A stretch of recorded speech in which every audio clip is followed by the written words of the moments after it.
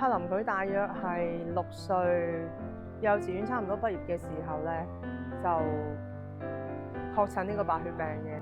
其實嗰個心情都即係覺得點解佢咁細個要承受呢啲事咁？柏林其實由細個幼稚園開始，佢都已經好中意消防員啊，即係有關一切消防嘅嘢啦，咁消防車咁樣。醫院化療嘅時間咧，周時都同我講，即係佢都會想做消防員，有時話啲消防員嘅話，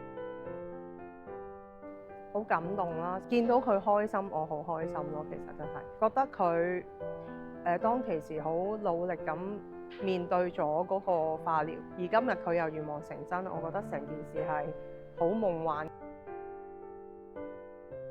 扶持個小朋友去面對呢個過程，係好需要佢身邊嘅人去支持佢，所以自己真係一定要控制好自己嘅情緒咯。